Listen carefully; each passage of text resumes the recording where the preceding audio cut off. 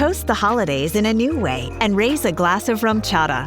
A delicious creamy blend of horchata with rum. Enjoy it over ice or in your coffee. Rum chata, your holiday cocktails just got sweeter. Tap or click the banner for more. Drink responsibly. Caribbean rum with real dairy cream, natural and artificial flavors. Alcohol 13.75% by volume, 27.5 proof. Copyright 2025 Agave Loco Brands, Pewaukee, Wisconsin. All rights reserved. So good, so good, so good. Give big, save big with Rack Friday deals at Nordstrom Rack. For a limited time, take an extra 40% off red tag clearance for a total savings up to 75% off. Save on gifts for everyone on your list from brands like Vince, Cole Haan, Sam Edelman, and more. All sales final and restrictions apply. The best stuff goes fast, so bring your gift list and your wish list to your nearest Nordstrom Rack today. Unfiltered discussions. Unexpected guests.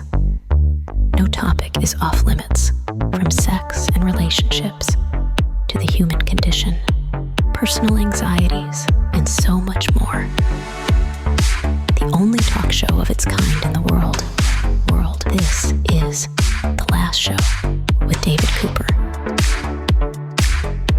Hello and welcome to the last show of the week. That is the last show because it's the end of the week. Hope you're having a nice start to the weekend. We got a special person in studio here with me. We'll have him on in like 1 minute. But here's what you're going to learn on tonight's program. Luxurious villas, mega yachts, private chefs, and dog doo-doo emergencies. Gen Z is ditching office life for jobs with billionaires in private service, doing things you won't believe. In 10 minutes' time, we'll dig into the secret world of private service life, of the lives of those who work for the ultra-rich. After that, ever long to remember your childhood more clearly? In about 30 minutes' time, we'll look at mind-bending research that suggests seeing a younger, computer-generated version of yourself could unlock your hidden memories. With such technology, what could you rediscover about your past? All right, that's some of what we'll cover tonight. That is some of what you'll learn. But for now, let's dive in with the person sitting next to me. Want to be part of The Last Show with David Cooper? Call us and join the conversation. 1-888-505-6644. We are here with our foreign correspondent, Tony Five, who's in New York with me. We're traveling to Toronto, Canada tomorrow, and we celebrated U.S. Thanksgiving. Tony, welcome to the show. Happy post-Thanksgiving, David, my friend. Indeed, I am in a festive mood, and it was a wonderful night last night. And can you tell me the real meaning of U.S. Thanksgiving with the pilgrims and the turkeys? Did we catch all that last night? Pretty sure it has something to do with Indians, baseball, the 49ers, and Tom Brady. That sounds right to me. I'm really there. We didn't have turkey. No. We had prime rib. Is it what you call it? Prime beef? Yeah, well, prime rib roast, prime rib beef roast. Turkey is not good. So people don't like it. I like turkey. And if How I often, feel... How often do you make a roast turkey in your oven? I would say I have a roast, probably like typical English meal is a roast every Sunday, right? Sunday roast. But you're not roasting a whole turkey. No, but you'll roast part of a turkey, maybe the breast or maybe like a slight joint of it. Mainly chicken, but like poultry is poultry is poultry. Chicken is chicken is chicken. No, chicken is delicious and turkey is dry and hard to cook right. I think though it's how you make it. But let's move away from the age-old debate. We're really providing value to our listener out there, singular intended. Did you enjoy the meal? It was festive. It's a Friendsgiving. I'm Canadian, so I have no U.S. Thanksgiving traditions, and I just assemble weirdos. And well, this, dear listener, is where it all goes skew-whiff. Yeah. It's incredible. So it is a Friendsgiving, and I fly over, and then there's another chap who flies over from Spain, but he has a partner here. The partner is a clown. There you go, my friends. So this is how it starts. We were supposed to have 2 clowns this year. At the last minute, the other clown dropped out. Just saying. We only had 1 clown this year. Yeah, we were clown deficient, I think they call it. A balloon-based clown, dear people, if that's a thing, and a stilt-based clown who was here. And then we had, who did we have? We had a 50-year-old black guy who kind of looks like me, who's a DJ. Except he's American. And we spoke to his mum, who is very similar age to my mum, which was great. We had people who brought food. We had stuffing that Miranda made, which was awesome. Yes, my girlfriend makes stuffing every year. She's very protective about the stuffing. You took the words out of my mouth. Very protective. I would never, ever suggest making my own stuffing. I think I made a mistake that year, and it took her maybe 6 or 7 months. You did come many years ago and say, I want to make my own stuffing, and that was not allowed. And then I stressed David out slightly. You made a traditional, is that what you're about to say? You stressed me out. You made it's weird doing the show in person with you, side note. I'm so used to having you on a video call in England. What do you think? It's fun. I love it because I'm like looking in front of you. Yeah, and I can respond to you. I'm not sure what the right amount of eye contact is to make with you. I'm not blinking. Yeah, I know. And I'm staring at you. Right at me. Right, and it's great. We made, every year I'm a little bit stressed. This year I was less stressed. And instead of just embracing that, when anybody tried to throw a curveball into the plan, like my friend's like, oh, can you make me chicken instead of meat because of my cholesterol in my heart? And then you're like, can we at the last minute make Yorkshire puddings? Is that what we made? Well, I said yes to all these things. And keep in mind, I have one small oven and like 5 things to do in the oven. And so by saying yes, it's not just this easy thing. I got to like fix all the timings. Dinner was delayed by an hour, blah, blah, blah. But we did make traditional Yorkshire puddings. They were dense. They were dense. They were good.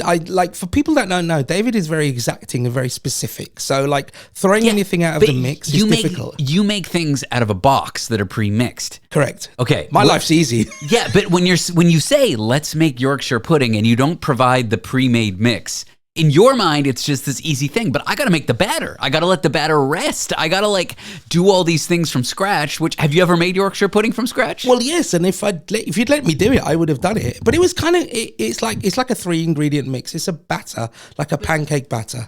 I only have a certain amount of prep bowls. I only have a certain amount of things that I need as I'm doing the day. So like, you can't just trash my kitchen on the morning of Thanksgiving. So that's why I was a control freak. No, but I guess like for me, because you can make it in a cup. You don't really need it in anything else, like bowls and everything like that.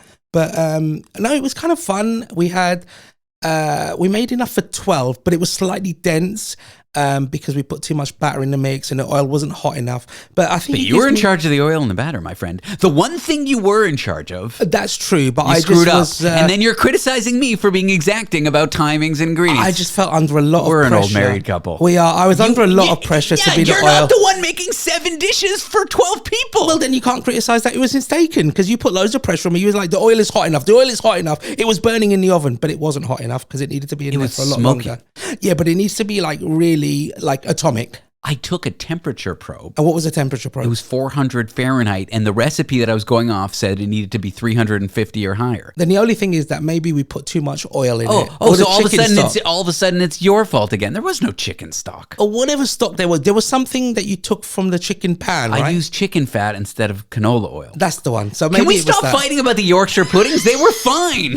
Dear people, if you want the greatest debate ever, what was first, the chicken or the egg? It was whether Yorkshire puddings was cooked.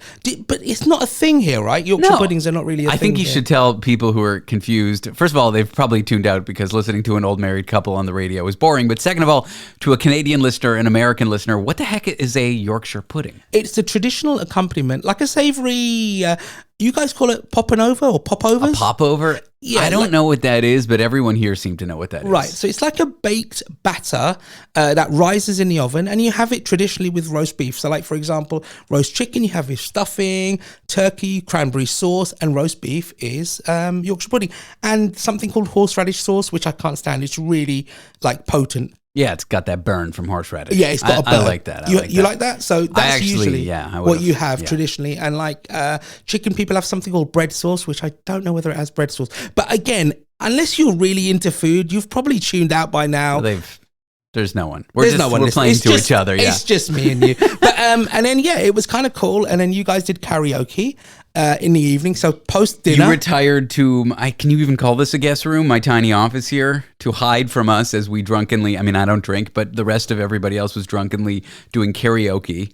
And we were passing around cat brushes as microphones. And I kept on screaming at my friend saying, you're not singing right into the microphone. We can't hear you. So I made everyone have proper microphone technique with the cat brushes. So yeah, they did that and it was fantastic. Like the meals were good. The dessert was good. So a guy brought in the banoffee pie. A British dish, which was pretty cool. Tony, I really enjoyed it. How did it feel coming and doing a Friendsgiving? You've often talked about this being your dream. It is. It was. I guess I did have a cool conversation with a guy And we were sat talking about politics, which is really odd for me because I know nothing about American politics. As a Canadian living in the U.S., I know like the one thing you don't talk about at the dinner table is politics. But I guess you did it. He was a foreigner, so maybe that made it okay.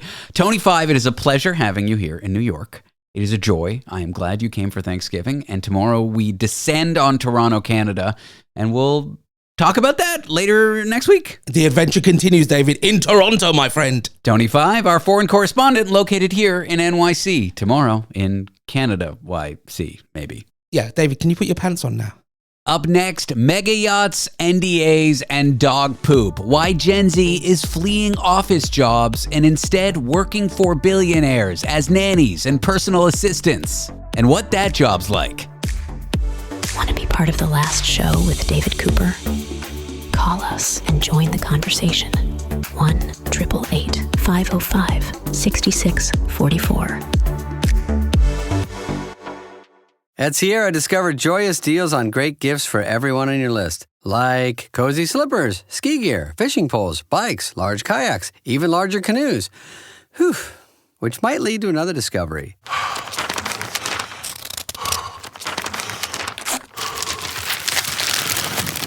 Wrapping gifts is the only sport you need to stay fit this season. 'Tis the season to discover great gifts at unexpectedly low prices.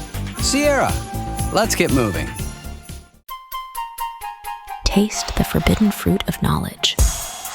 The last show with David Cooper.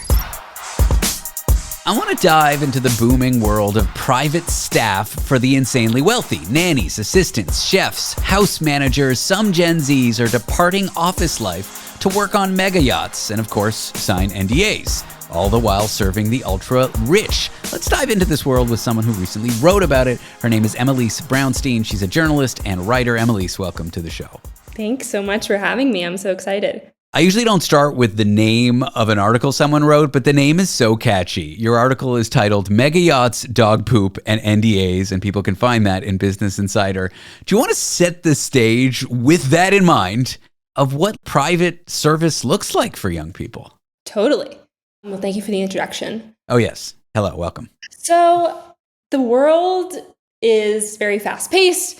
It's very demanding, but it's also a hush-hush industry, obviously, when you're working for really high-profile, wealthy people. That's kind of the hint at the NDAs. It's very common when you work in the quote-unquote private staffing industry to sign an NDA. People want privacy, discretion, which is why I found it really interesting to be able to sort of dive in and talk to people who work in it. It was honestly kind of tough to find people to speak to me for the story, but the people who did, they really had illustrious stories. So I'll give you kind of one example, which is a 28-year-old nanny who I interviewed. She came from a background, wanting to go to medical school. She had plans to work in like corporate healthcare, and she ended up in this nannying world, specifically as a travel nanny for the ultra wealthy. And yeah, what it looks like is, like I said, super fast paced. You have to be very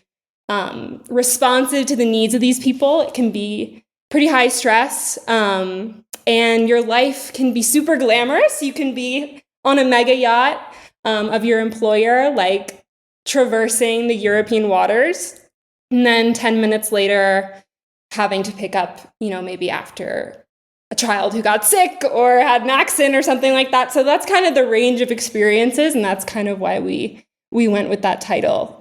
You can be picking up the dog poop, but also you can be on the mega yacht. You're sort of there, but not there. You're sort of participating in this world that you wouldn't have access to while simultaneously not. Yeah. What drives people to it? Is it the good pay? Is it the envy of the ultra wealthy life? What would really attract a young person to want to work as a nanny?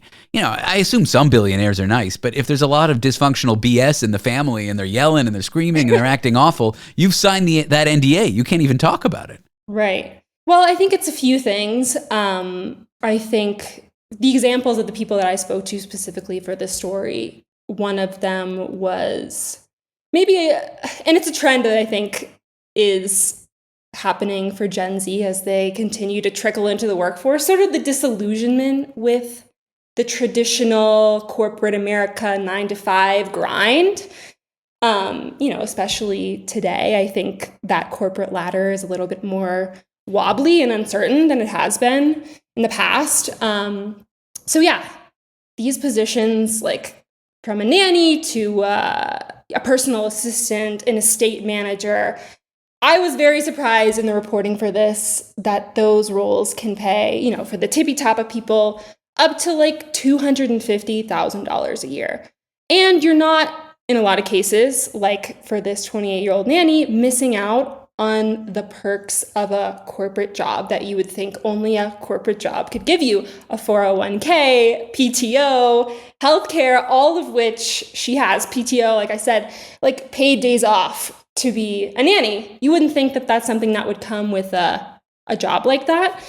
But it does for some of these people who are in this industry. But the demands of the job, can't that trap some young people? Like if you're at the beck and call of some billionaire as the nanny, they can tell you what to do whenever, drop everything, take care of the kid, pick up the poop. Yes. Can that start to feel like a bit of a trap and a bit of an all-encompassing career that's stressful, even though you get to travel the world?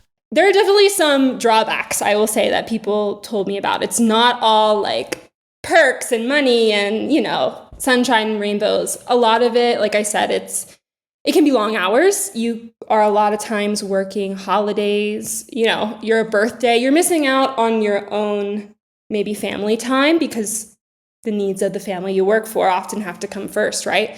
So that's definitely a drawback. Your personal life kind of takes a back seat, if you will. That was probably the thing that the people I spoke with talked about most, kind of being enmeshed into the personal lives of your employer can be a little bit tricky. You're there for really intimate moments. And just like all families, I think there's probably contentious moments that you're there as a witness to too. So it's not, and also I will say one perhaps barrier of entry to all these perks is to get to work for families who are at this level, at the tippy top, if you will. A lot of it is sort of gate kept by recruiting agencies. So you really have to be represented by people who are hired by these families and have a super, clean background, clean social media presence to even be able to get there. So yeah, it's not easy, I will say. And there are definitely some drawbacks. Any dramatic stories that people either violated their NDAs to tell you or were able to tell you of like where this goes so wrong? How, I don't know. For example, if you get fired, then the billionaire is going to tell all the other billionaires not to hire you. And where are you going to go? There's got to be some bad stories that exist in this world. Yeah, I think obviously, the people I spoke to were, one of them was under an NDA. So there were certain things that they couldn't talk about.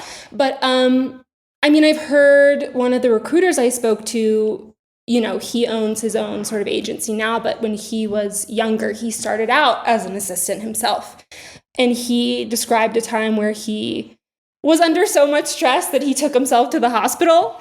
I don't think that's a violation of the NDA per se, but I think that's one example of how it's not all glamour, all easy breezy. I think it can be, a lot to serve the demands of these demanding maybe people.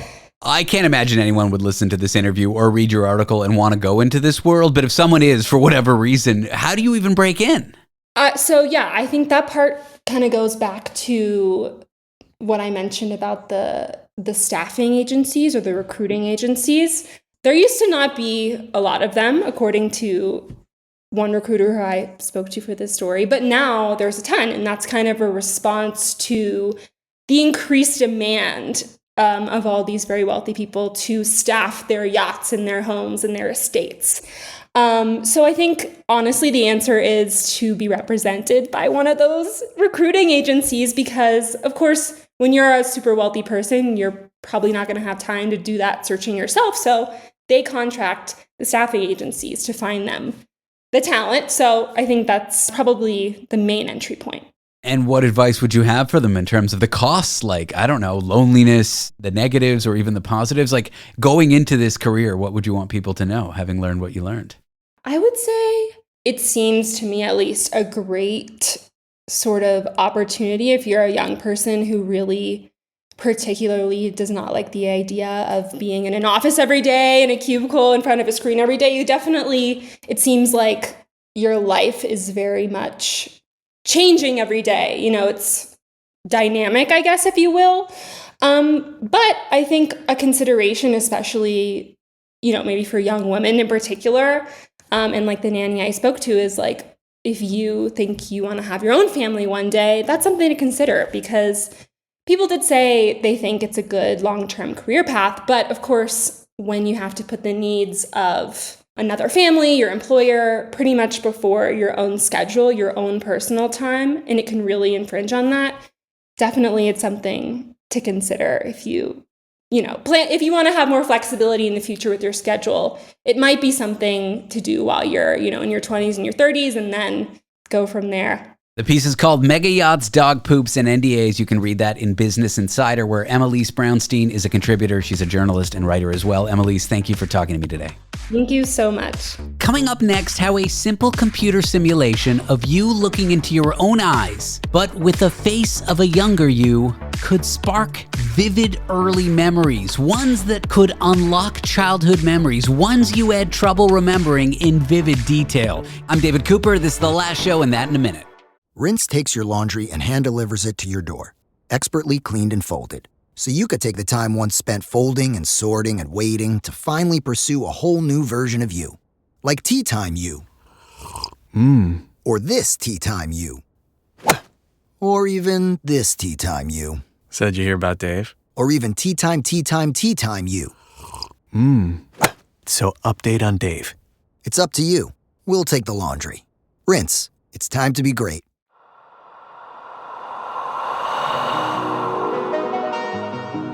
The show that asks the questions other shows are afraid to ask. The Last Show with David Cooper. All right, one of the most fascinating pieces of research that I've heard about in a while. It turns out that simply seeing a younger version of your own face, like using a computer with video to overlay your young face over your current face, seeing a younger version of yourself can actually help unlock childhood memories in vivid emotional detail. I'm here with someone who worked on this study. He's a cognitive neuroscientist at the University of North Dakota. His name is Utkarsh Gupta. Utkarsh, welcome to the show. Thanks for having me. How did you think of this core idea of taking a younger video of me, overlaying it so I'm staring at my younger self in the video camera or on the screen, and then trying to study it? It just seems like such a novel thing. How did you come up with this? Yeah, actually, it was a very intense brainstorming discussion with my PhD mentor, Professor Jane Aspel, at the time. I think it was 2019 October when we started having conversation about this, and I was a lot more interested in technology, so I was researching using electroencephalography and other tools and techniques. But around that time, we wanted to work on something that integrated my research interests, as well as her research interests. And I was working quite a lot with memory, and then there were a few recent papers in which episodic memory was being investigated with alteration and how your body representation manifests in your brain. So if you use certain virtual reality based manipulations of your body representation in the brain, it was seen that you can actually alter how a memory is encoded in the laboratory and then recollect it after a short period of time. So it was a laboratory-based setting that researchers were experimenting on.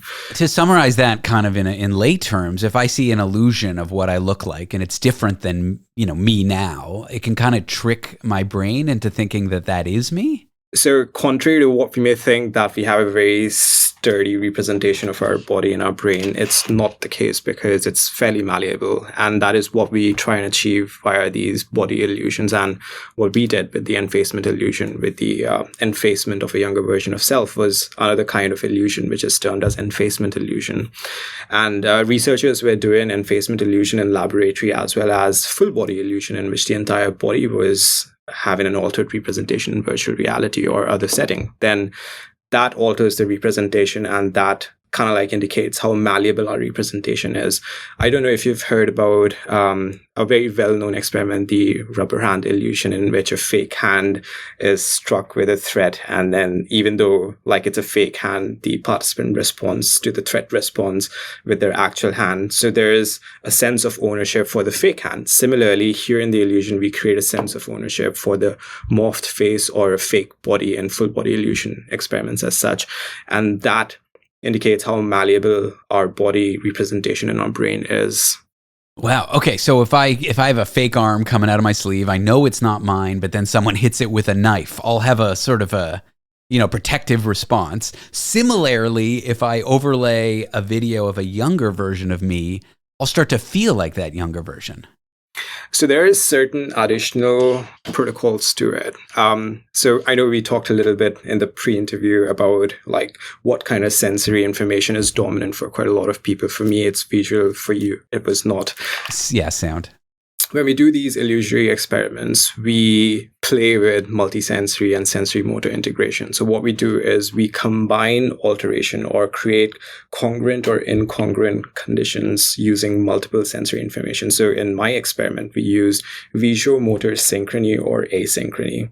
That means like if I'm looking at the screen and if I move my head to the left, then I would see my head move to the left in the screen. But in asynchrony, it would be opposite. And then it creates this uncanny experience that, hey, that might not be my face. So it creates strong versus weak illusion.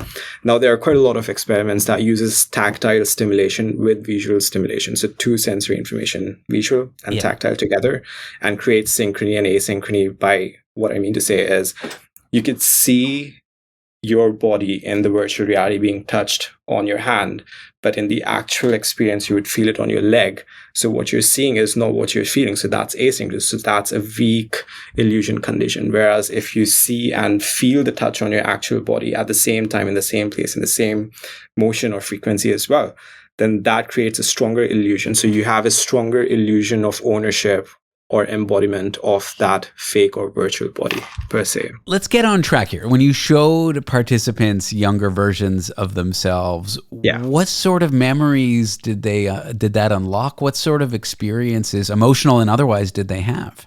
Yeah, no, absolutely. So in our experiment, we used what is called the autobiographical memory interview task. Now that is very specific, where we ask certain semantic questions, by which I mean factual information from the past. Whereas episodic information, so episodic autobiographical memory, is an event that the person experienced in the past that relates to themselves, contributing to their personal identity, hence autobiographical memory. And then in the task, we have specific scoring patterns or conditions where you score on a 4-point scale from 0 to 3, depending on how fine-grained your vividness, time and place recollection, thoughts and emotions, and time integration in general, or sensory perceptions as well from that memory is being recollected. So while our task was quite controlled in the experiment, and we're looking at that, but after the task, we also talked about like an open-ended question, how did you feel? And that was when a lot of other magic happened, which we did not report in the experiment, but I think it relates to your question, is that... Yeah, tell me about it. In those open-ended questions, they literally felt, and they themselves said that, I know for sure that I have talked about this memory a lot of times with my folks back at home during a barbecue party or like a garden party. But after facing myself, or like we also did a full body illusion as well, or like after the full body illusion, they were able to recollect far more episodic details of that memory compared to when they would be having that recollection with their folks at home, and like the same intensity, enthusiasm, but the details were more. So they themselves could appreciate that they were able to recollect more, and we have the data while with the task, but the open-ended questions also indicated quite a lot of evidence that this enfacement or this multi-sensory strong illusion of owning a younger version of oneself, whether it's a face or full body, actually helped them recollect better childhood memories from around the time when they would have similar featured body aspects or face aspects. Anecdotally, if I look at old photos of me at school, and if I just try to remember like what a concert that I was in a band in high school, what a concert was like, I couldn't tell you much about it. But if I look at a photo of me on stage with my band, I'll get like a more powerful memory. I imagine this is even more powerful than that, but it's sort of that nostalgic feeling you get when you look at an old photograph and you look yourself in the eye, but this would be a much more powerful version.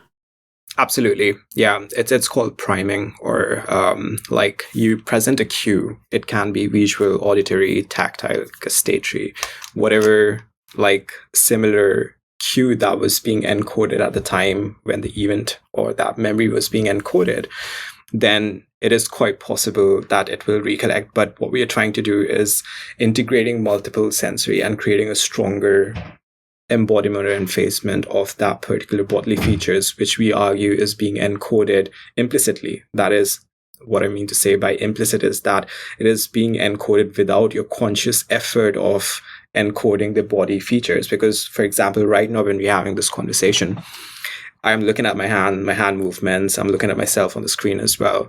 Now, 10 years from now, with the similar features, probably I'll be recollecting far more details of this conversation than without like this. So like what I'm trying to say is that these bodily information is being encoded right now without me consciously thinking that I'm encoding this information. And this is what we are triggering from the past. It's really interesting. Does that make sense? It does. Thank you for I mean, it's complicated, but it's interesting and it's really cool. And I see a future where there's a product or an app where I can stare at a younger self on my phone to try to remember things not too far away. It sounds like a really good like app idea. Utkarsh, thank you for joining me and sharing your research with the show. No, cheers. Thanks. Utkarsh Gupta is a cognitive neuroscientist at the University of North Dakota. Up next, if you want to go to a great restaurant these days, the reviews in general aren't found in print. They're found on video sharing websites like TikTok. Details up next. Want to be part of the last show with David Cooper? Call us and join the conversation. 1-888-505-6644. Monster Energy. Everybody knows White Monster, Zero Ultra. That's the OG. It kicked off this whole zero sugar energy drink thing. But Ultra is a whole lineup now. You've got Strawberry Dreams, Blue Hawaiian, Sunrise, and Vice Guava. And they all bring the Monster Energy punch. So if you've been living in the white can, branch out. Ultra's got a flavor for every vibe. And every single one is zero sugar. Tap the banner to learn more.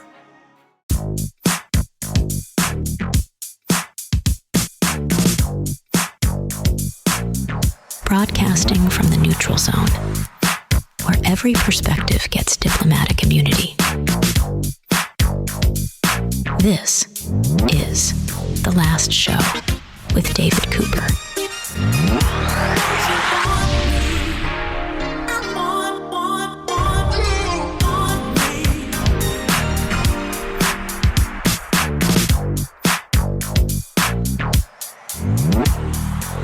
Picking where to eat tonight, fancy a restaurant, where should you go? Well, for recommendations, we used to trust food critics, Yelp, even a Michelin guide, maybe a celebrity, but now dinner for many starts on TikTok. The restaurant review is out, the algorithm seems to be in, so let's talk about how folks choose where to eat nowadays. Here with someone who recently wrote about it in Business Insider, where she is a reporter. Her name is Erin McDowell. Erin, what a great pleasure it is you coming on the show. Yes, thank you so much for having me. This shift between traditional restaurant reviews, however we found restaurants before short-form video sharing platforms to now, how did you observe it? Why did you notice it? And what made you want to write about it?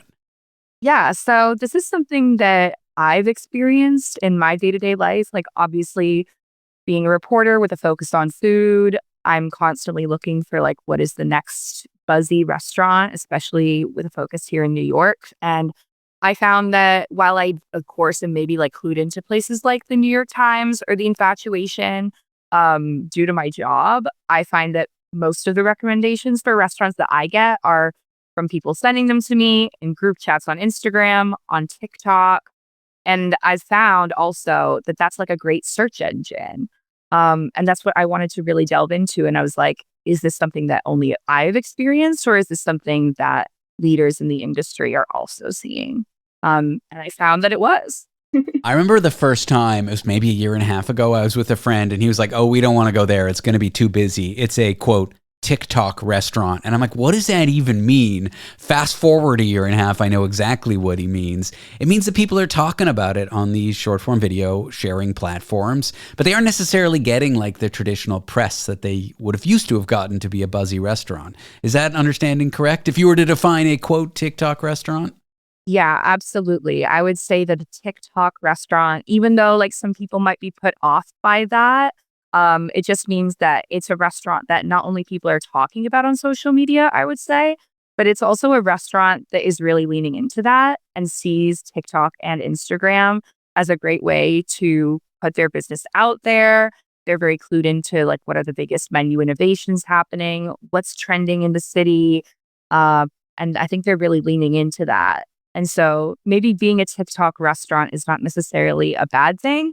I think it's something that a lot of restaurants at this point strive to be. To be clear, my friend was saying you don't want to go there because it'll be too busy based on that. Not that it'll be bad food. And it's just that. Like these reviews, quote unquote, these videos about restaurants can really make or break them nowadays. And I think a lot of older folks aren't realizing that. Would you say that is correct?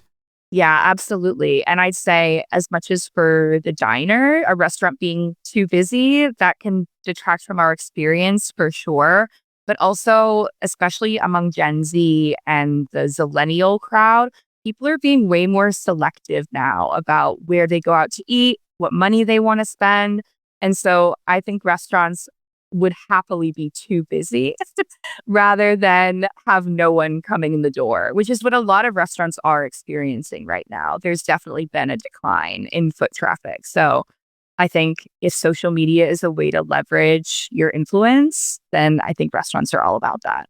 In my late 20s, I had a lot of friends that were much older than me, and I remember them looking at me like, what are you, out of your mind? When I said, yeah, I'm happy to stand at the front of a busy restaurant for 90 minutes waiting for a table. Now I'm that old person who says, I will not do that.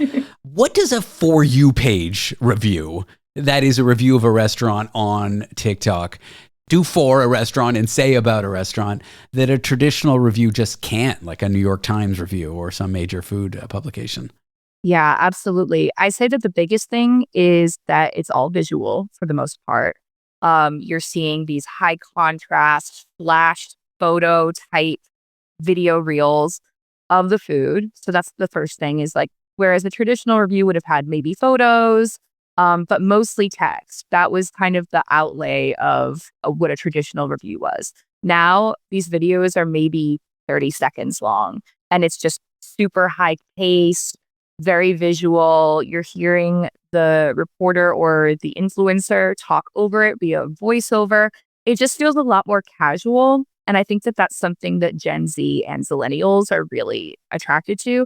They don't have the time in their busy lives to sit down for 5 minutes even and read a 2,000 word review on a restaurant when they can watch a reel or a TikTok in 30 seconds and then scroll to the next. How much about these reviews are often about vibe or aesthetic or how you're going to feel in the restaurant, what the lighting is going to be like, how you're going to be seated versus the food itself?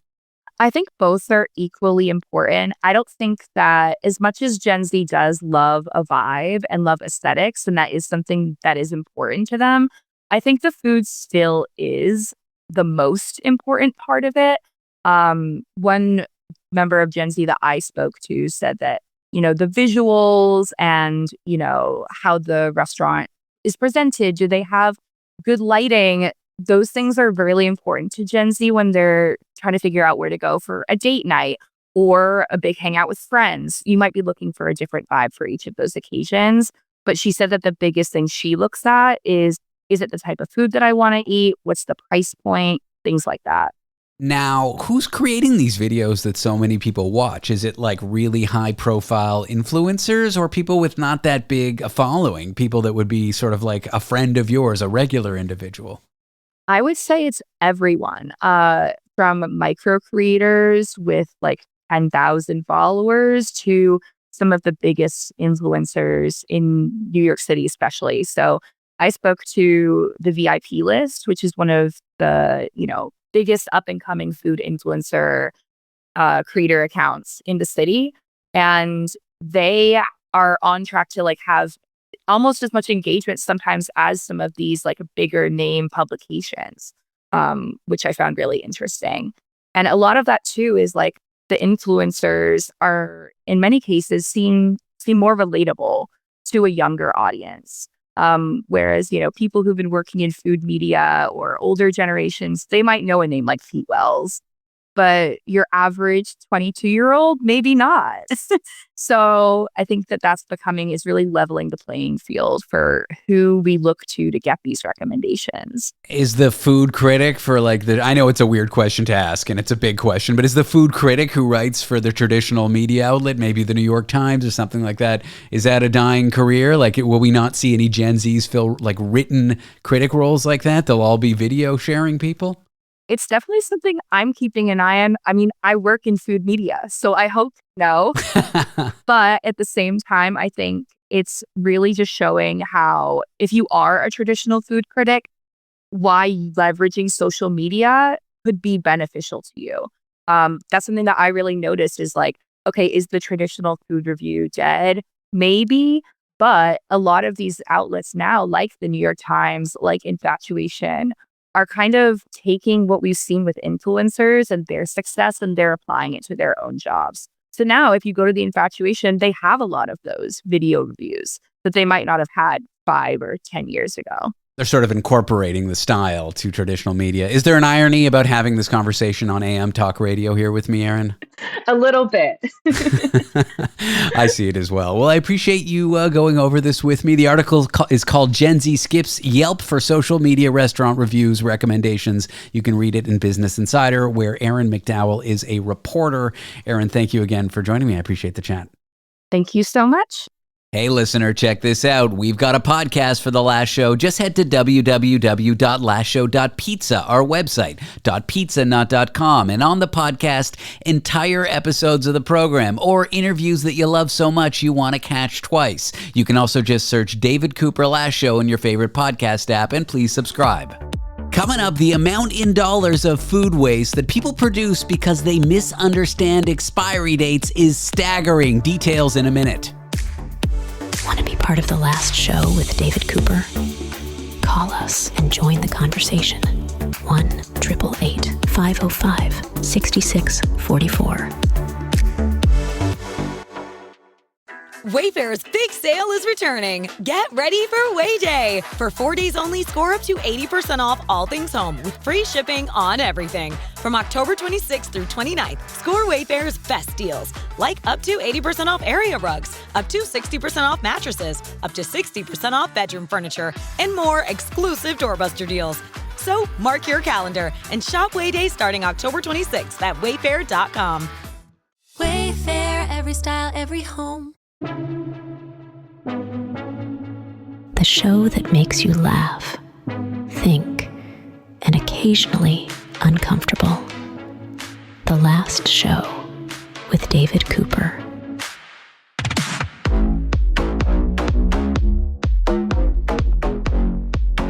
In a Canadian survey, 40% of Gen Zs were shown to toss away perfectly good food because they misunderstood, get this, the best before dates. This is a tale of caution, confusion, and cold hard food waste. But what does a best before date mean? That is what we're going to discuss here with food professor at Dalhousie University, who co-hosts the Food Professor podcast, Dr. Sylvain Charlebois. Sylvain, welcome to the program. Well, thank you for having me. I think that's the question, right? What is a best before date, really? My understanding is it's not as clear cut as most people think.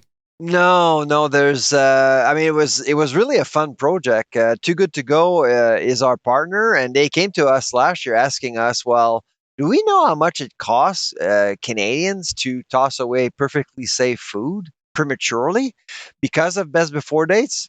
And I looked at the literature, there was just nothing. In fact, there was nothing around the world. There's not even research in the United States about this topic. So I thought, wow, this is a great project. And so we basically started to work and basically interviewed Canadians. And here we are. We actually have a published report, and it was released this week. And what we found out was pretty simple. People are absolutely confused. They don't understand that best before dates have nothing to do with science, like zero. It's all operational. As soon as a product gets off the line, it gets a date if the conservation period is 90 days or less. That's basically how it works. And my understanding is it's not well regulated between different kinds of foods. That's both in the US and Canada.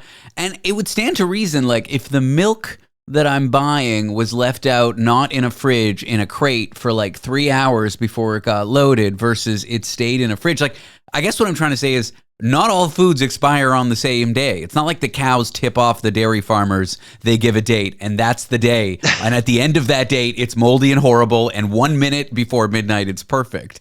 Exactly. Yeah. I mean, the cold chain is a complicated thing, right? You're talking about breaches. Sometimes once in a while, a truck will break down. A lot will actually be left out on the dock for several hours under the sun. I mean, a lot of things can happen to your product, which will impact the shelf life of that particular shipment.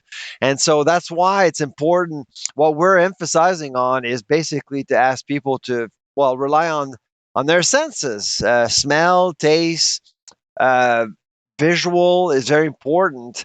I mean, the best risk assessor in the entire supply chain is the consumer in the end. You and I know how tolerant you should be in regards to food safety and food safety risks, because some people are not well. I mean, they have a compromised immune system. I wouldn't take a chance. I'm lucky. I'm actually healthy. I can actually risk it, once in a while.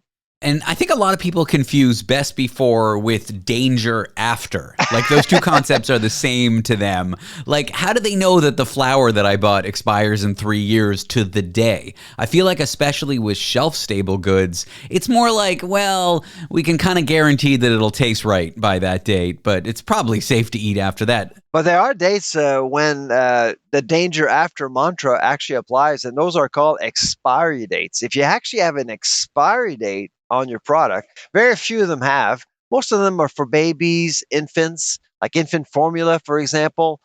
If you actually have a expiry date, you shouldn't consume anything after. You should throw it out. But best before dates doesn't mean bad after.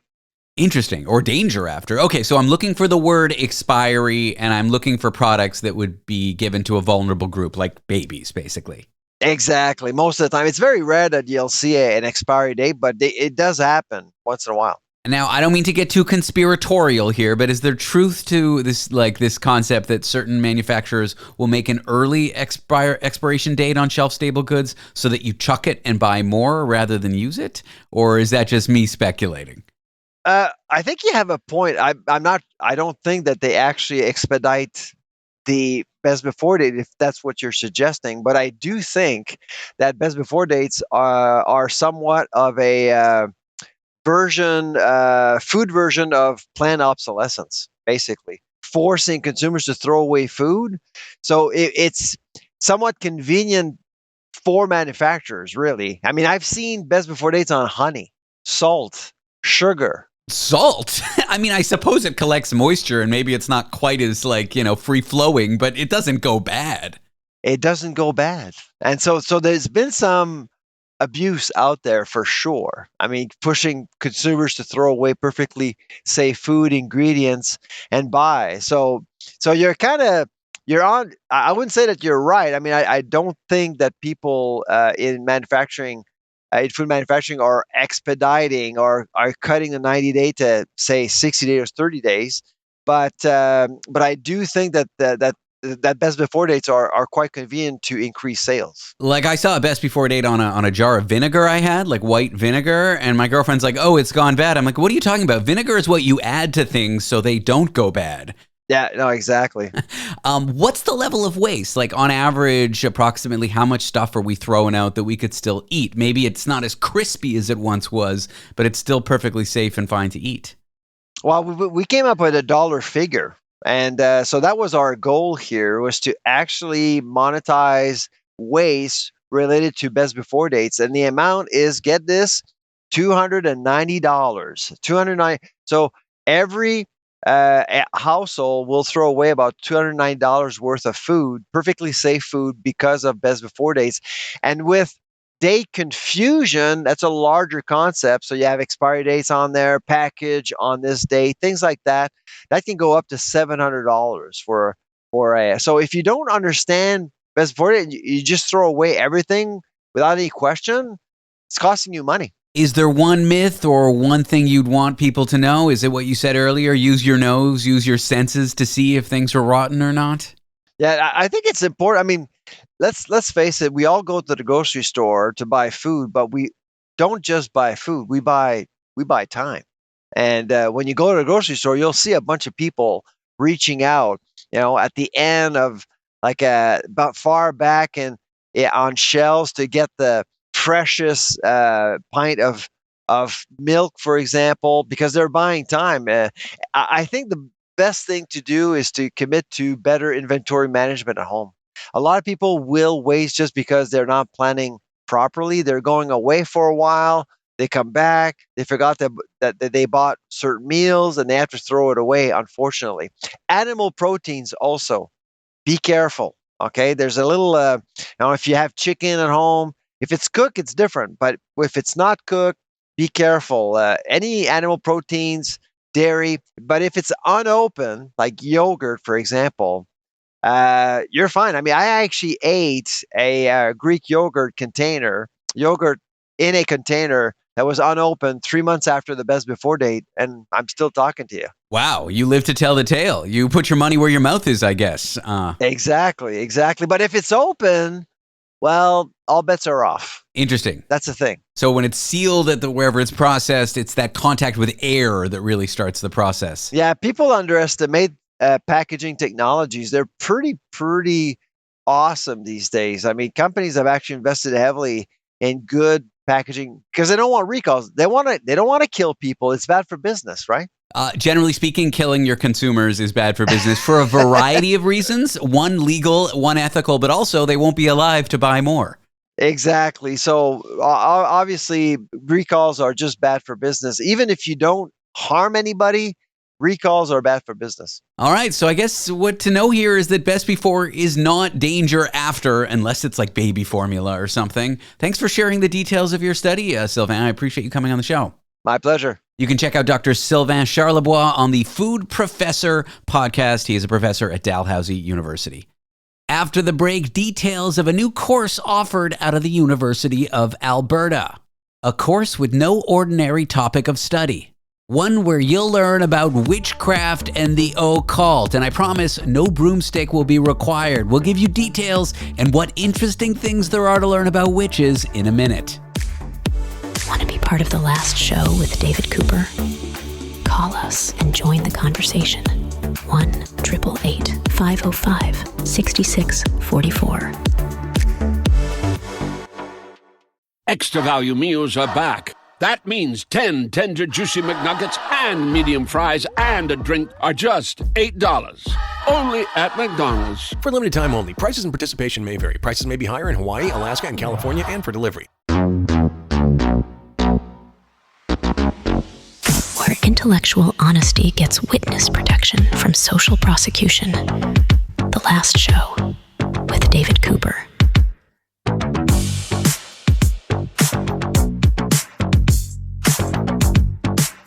Let us crack open a university course on witchcraft and the occult, the history, the myths, and the strange truths hiding within. No broom is required, just curiosity.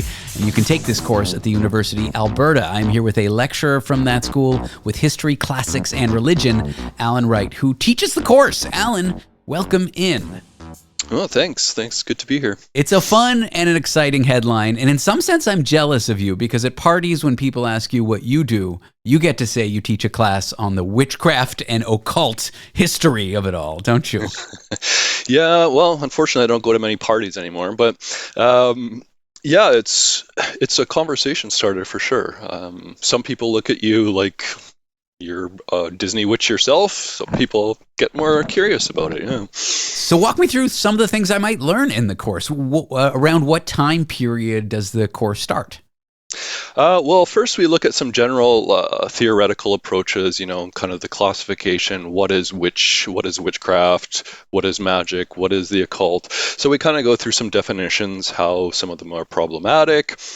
Can we include, different categories from other cultures into the same classification of the English witch, if you will. But then after that, after some theoretical things, we start with ancient Mesopotamia. So look at the supposed witches in ancient Mesopotamia and how the priests would try to basically extinguish them through the temple. Then we get into ancient Egypt, and Egypt's a bit different because we don't really have any instances of a so-called witch in ancient Egypt. Magic was very much not frowned upon at all in ancient Egypt. But then when we move on to the Greco-Roman times, we see more Greek kind of proto-witches start to look more similar, I guess, to what we might classify as the witch, living in isolated places, having familiars, using pharmaca, etc. And then when we move into the Roman section, it's a lot more hostile. They did have active witch hunts in the Roman Empire. Then after that, we just move on to the Middle Ages, earlier Middle Ages, the Renaissance, and then finally the later Middle Ages when we get into texts like the Malleus Maleficarum, and then the witch hunts. After the witch hunts, we get to 19th century occultism. So we look at some of the secret societies, we look at figures like Aleister Crowley, get into the notion of spiritualism. After that, we get into more neo-paganism, Wicca type of idea, and then finally I kind of ended off with modern Satanism. Modern Satanism. It sounds fun in practice. You were mentioning Mesopotamia. Is the persecution of witches something that's repeated over history? Like, I think of the Salem witch trials, but I imagine that wasn't the first instance. Is this something that humanity has been doing since, I don't know, a very long time? Kind of like having those that are rumored to be doing something magical and then those being persecuted? Yeah, pretty much. In ancient Mesopotamia, basically we're kind of two practitioners of magic, and one kind of got conglomerated into the official temple state. So they became the official legitimate magical practitioners. So everything they would do, including exorcisms and so forth, were considered legitimate magic. Whereas some other forms were I don't know exactly what they were doing, but they were considered to be doing, evil deeds, hurting, harming people, mostly through stomach issues and so forth. But then, yes, they would. They had a text, and their text basically said that you had to get rid of the witch by basically burning them. A lovely fate for a witch. How many students come into your course expecting, I don't know, as a kid, I loved Sabrina the Teenage Witch. A lot of people like Harry Potter. They kind of expect it to be fun, and then they sort of quickly realize it's more about anthropology and history than wand waving. Yes, exactly. One of the very first things I say on the first day is, this isn't Hogwarts. I'm not going to be telling you spells and potions and stuff. Actually, I do give them some spells later on in the semester because they're kind of fun. But I wouldn't recommend trying them. But yeah, so I think quickly realizing that it is a historical approach and not just this is what a magic potion might look like. But I do one assignment that is a media assignment, so they can look at things like Sabrina the Teenage Witch and not Harry Potter. I've read too many Harry Potter papers, but they look and they examine the aspect of witchcraft, occultism, magic inside these popular media representations, and what could be a popular or what could be a ramification of that. Well, to that end, these popular media representations, the subject is full of myths. I'm sure many movies perpetuate them. What is one misconception or myth about witchcraft that your course might clear up for me if I take it? Anything specific you have in mind? The more fanciful, the better. Okay. Well, I guess the kind of extreme version would be kind of the witch's Sabbat in the Middle Ages when the witch hunts were going on, with the idea that the witches would fly towards this special island and get involved with Satan and have these special rituals where they denounce Christianity and get rebaptized in the name of Satan and all this stuff. yeah, that didn't really happen. Sounds like a fun party to me, but I'm guessing if it didn't exist, it's not a party I could have attended. Yeah, it was a lot of accusations actually began from children, and usually when the witch hunts would occur, it would snowball. And then you would get these large-scale accusations of these people kidnapping children and taking them to special locations and then eating them or draining them of blood or whatever. Is it true that the mechanism of figuring out someone was a witch during the Salem witch trials was to drown them? And if they died, they were exonerated? And if they somehow, I don't know, didn't die because they flew away or escaped the drowning circumstances, then they were a witch? Was this logic really applied? I've heard stories like this. Yes, not so much in Salem, but more so in especially England and Scotland, where we had King James, his kind of famous book on witchcraft, demonology.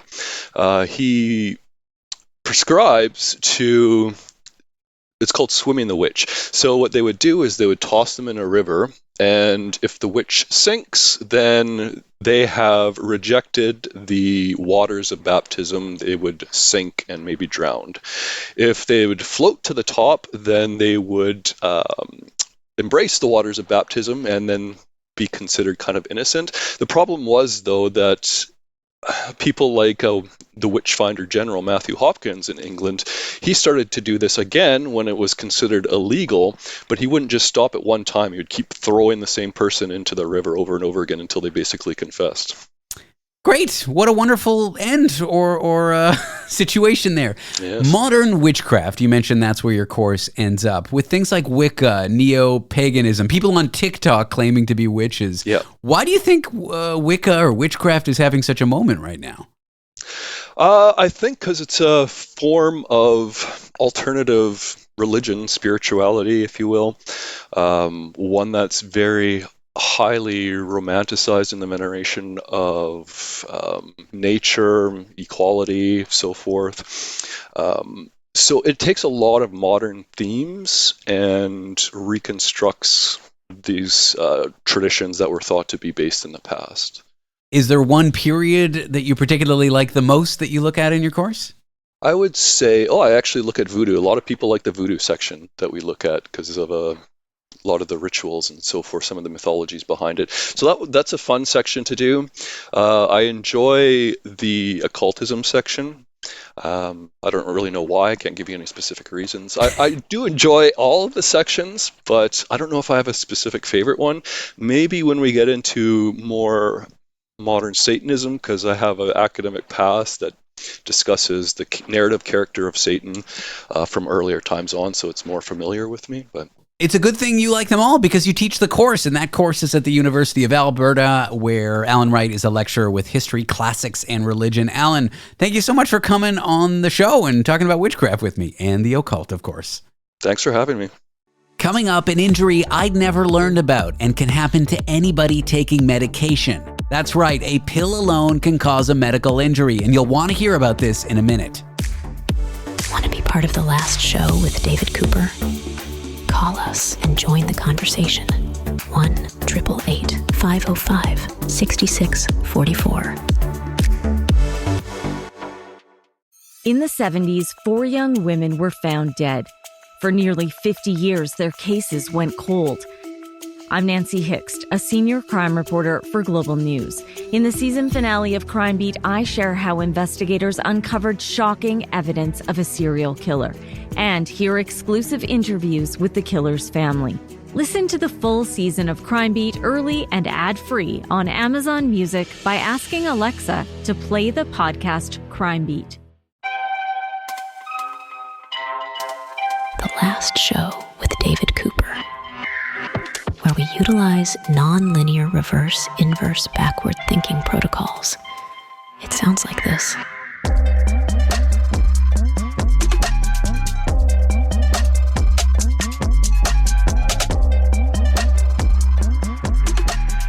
You swallow a pill, you never think twice, until it gets stuck in your throat and starts burning. and turns everyday medicine into an unexpected injury.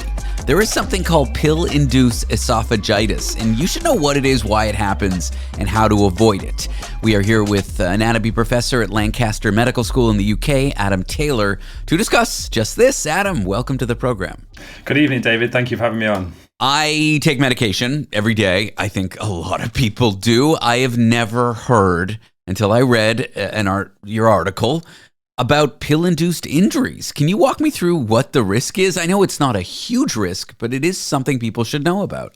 Absolutely. And I think that's one of the things, isn't it? There's so many people around the world take medication. There's almost close to 3-4 trillion doses taken annually by individuals. And it's something that we don't often talk about. So taking medication, most of it's taken orally. If you've got time in your life to read all of those instructions, it often says, stay upright, drink with water or plenty of water. And the risk of that is our esophagus, the tube that connects our mouth down to our stomach, is not open in the same way that many of the tube that you might think. So as we swallow, those muscular contractions kind of drag it down, and it can get stuck towards the bottom where one of the narrowings is along that tube. It can get caught, and when it does that, obviously it's moist in your stomach and the bottom of your esophagus, and it begins to dissolve that medication.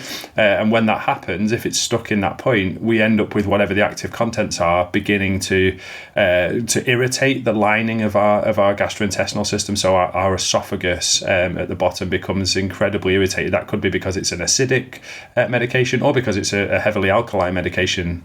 It's interesting. Your stomach is much more hardy when it comes to tolerating certain things. It's got acid in there. It dissolves food. Your esophagus, not so much. And so something that may not harm or burn your stomach could very much harm or burn your esophagus. Correct. And it's interesting you mentioned that because, like you say, our stomach is subject to acid every minute of every hour of every day, right? We've all had that really bad heartburn where, we've had that really nice meal, whatever it may be, and all of a sudden we're getting that kind of irritation. Well, that's exactly what's happening with this pill-induced esophagitis. Our stomach is hardy, it's prepared for that, but our esophagus is lined by a much more sensitive, different type of lining that isn't prepared for those acidic, those harsh conditions. And so it doesn't have the same lining. Our stomach produces a layer of mucus that helps protect it from that erosive acid. Again, our esophagus doesn't have the capacity to do that. And so holding your medication, getting it stuck there, is not good for it. And what can happen in I guess, the worst cases? Like, is it extremely harmful? Like, what are some of the symptoms? So a lot of people, for most people, it's what we might consider kind of transient. It's often not very long lived. So if you take a dose of antibiotics, for example, there are some certain antibiotics that can cause this. You take antibiotics for 10 days, 2 weeks, depending on what condition you've got. More often than not, you might start to get a little bit of irritation towards the end of those 2 weeks. But as soon as you stop taking those antibiotics, it remedies itself because that lining is constantly replacing itself, repairing itself. Now, for some people who take certain classes of drugs, so one of the most common ones that induces this condition is a class of drug called bisphosphonate. They are used to treat osteoporosis, which is a very common condition, particularly in postmenopausal women. Those come with very heavy warnings suggesting, take with lots of water, stay upright for half an hour afterwards, don't lie down.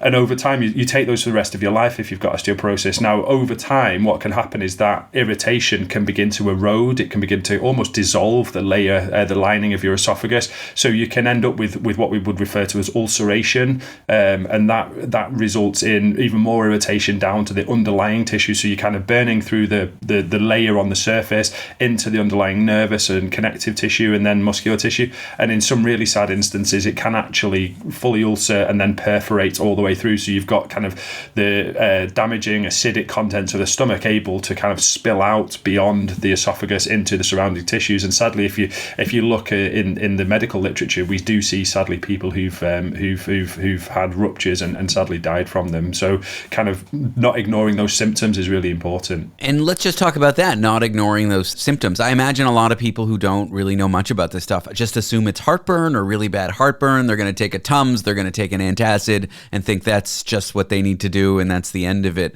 What information would you want people to know? Like, do these bottles, do they just say take with lots of water and remain upright and not explain why? Would you like better warnings? Would you like more information out there? What should people know? So most of them, I mean, your healthcare provider, your prescription will say, you know, on the warning label, stay upright, take with lots of water, you know, take with food, don't take with food, depending, you know, it varies from medication to medication. They don't typically go into the kind of complications because most people, thankfully, don't suffer from them. Now, if it's a long-term condition and you're going to be taking the medications that can cause this pill-induced esophagitis, there are other medications that you can take that help protect it. So there's prescribed medications. So you were saying about Tums and kind of antacids. They treat the symptoms. They don't really treat the underlying condition. And so there are other medications that can help with this. So things like what we call PPIs or proton pump inhibitors, they kind of go by the common names of things like omeprazole, lansoprazole, and they reduce the amount of acid that your stomach's producing, and that reduces the acidic burden on the stomach and on the esophagus. It's kind of reducing the ability to burn. That can often help. But if you've got these symptoms from taking your medication, the first thing you should do is go and speak to your healthcare provider, have a conversation, because sometimes they can switch you to an alternative antibiotic or bisphosphonate or, you know, other medication that might actually not give you similar symptoms. They can do that, or they can give you another medication that helps manage the amount of acid or helps increase the protective coating of the esophagus and the stomach while you take those medications, and they're digested and passed down further into the digestive tract. On the one hand, I'm glad we're getting this info out, and I think it's important to know. On the other hand, I have a made-up medical condition that I called empathetic hypochondria. That's just when I hear the symptoms of something, I then have that illness. So someone who's worrying and thinking, oh my goodness, I can't take my pills anymore, I must have this, someone who's overreacting, can you let me know what the actual risk is? Because my understanding is it is quite low. It is quite low. Yeah, absolutely right. You know, we're talking a small percentage of people. Now, we assume there's assumptions that this condition is underreported because, as I was saying before, most people, you know, might take antibiotics for a week or two. They might get a little bit of irritation, and then it's fine. It corrects itself. So you would never go to your GP or your healthcare provider for that and say, "Oh, I've got issues with this," because it would subside very quickly.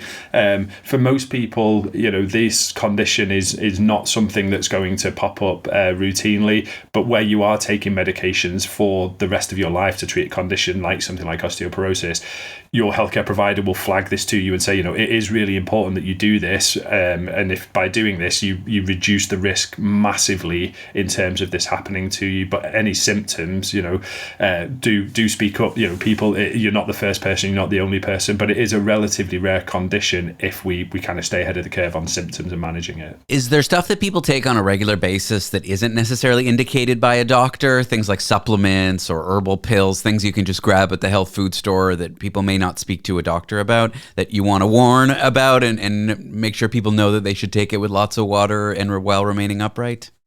Yeah, I mean, so there are over the counter, or go to the health food store, things like caffeine tablets, potassium supplements, chloride supplements, L-arginine supplements, and then vitamin C and vitamin E. I mean, if you think about vitamin C, its chemical name is ascorbic acid. It is an acid that you're putting in there.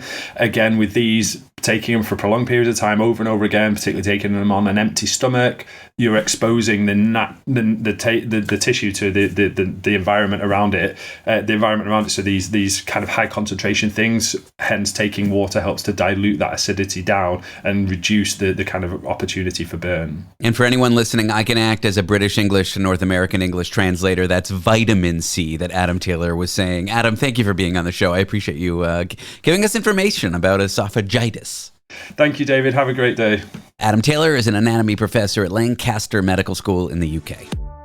Up next, the do-gooder effect. Why doing charity anonymously makes you feel good, and when you start bragging about it, not so much. Want to be part of the last show with David Cooper? Call us and join the conversation. 1-888-505-6644. Broadcasting intimate details and useless information from an undisclosed location in New York City. The Last Show with David Cooper.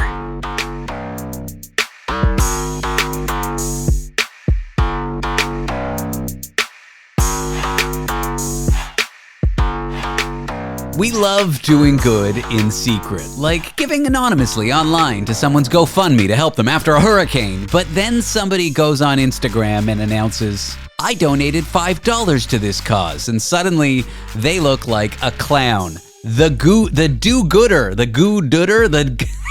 it's a mouthful.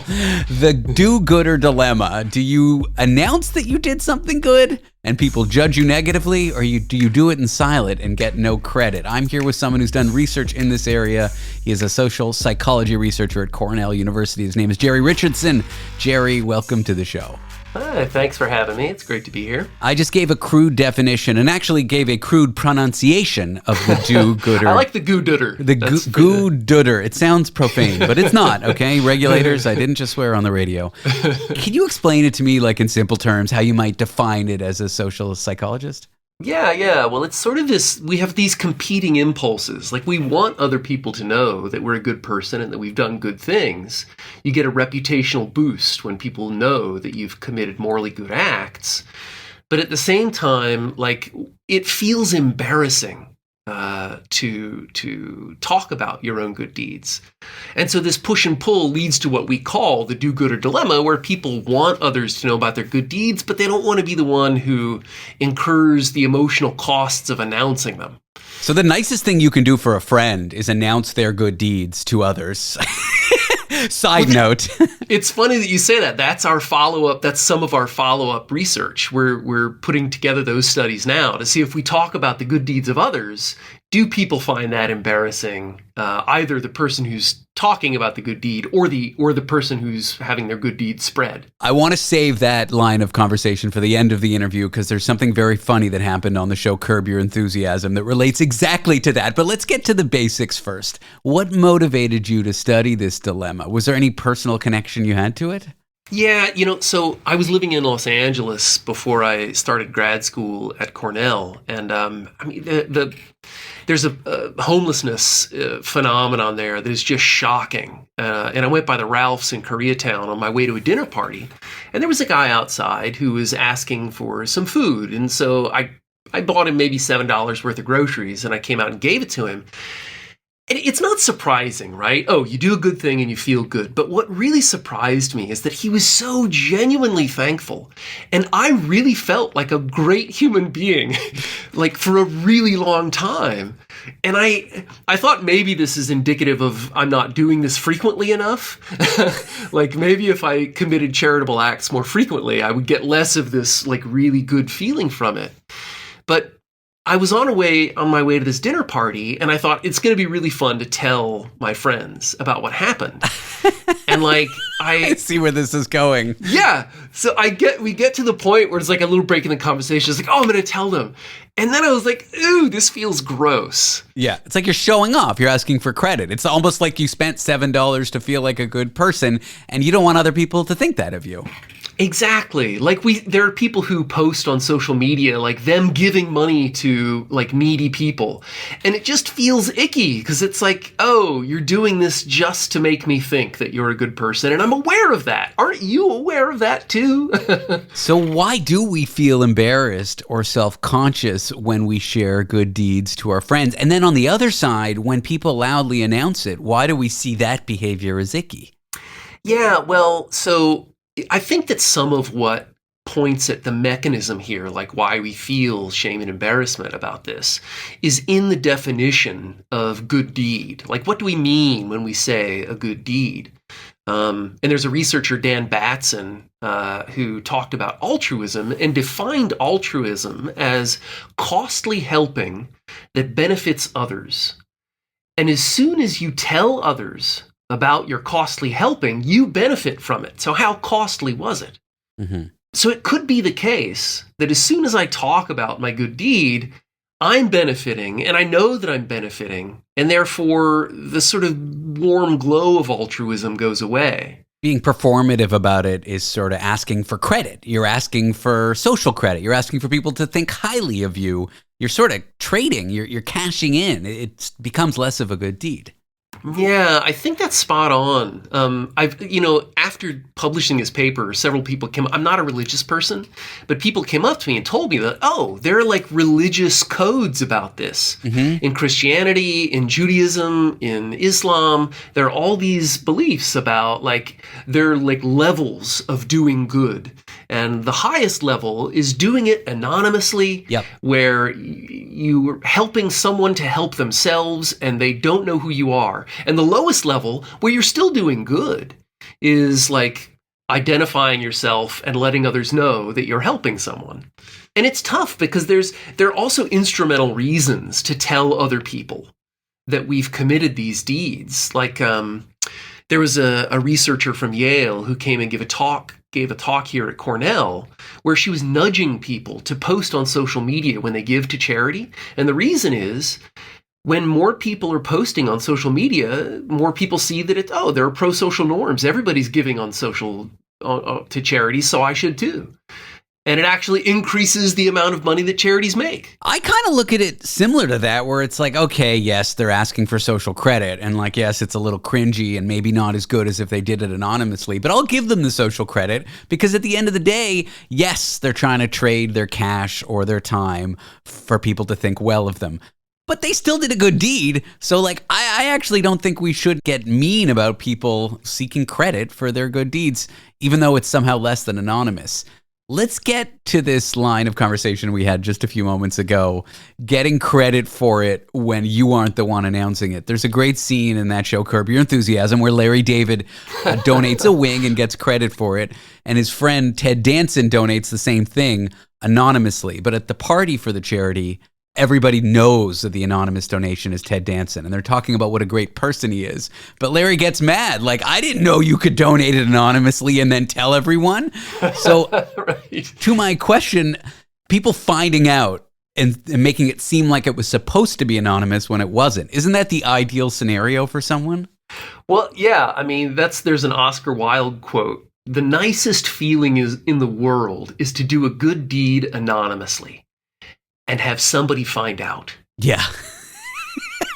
Okay. I love it. Then you get both. What would you say to someone who wants to share a good deed like that without seeming like they're bragging, without seeming like they want credit? Is there a way to do it? Can you sneakily say to your friends, hey, I want you to announce that I did this thing? We really don't know, is the answer. I mean, our data speak to the fact that people feel worse when they post on social media than when they tell a friend. But my suspicion would be that you can tell people, if I tell my spouse or a really good friend of mine that I've done something good, my feeling is that I'm not going to feel as much shame and embarrassment about that as if I tell a stranger or if I post to a bunch of strangers on social media, where it's clear that I'm trying to bolster my moral reputation. My spouse knows who I am. My good friends know who I am. And it would be strange, in fact, in some ways, if I didn't tell them about these things. But I do want to note that we didn't look at third-party judgments. There's a bunch of other research that has judgments of people who do this.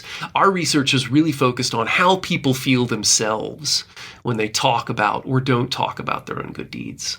I guess what you found is they feel somehow embarrassed or self-conscious when they broadcast it. Exactly. Well, I really appreciate you coming on the show. I think we should normalize broadcasting it, even though it's a bit icky.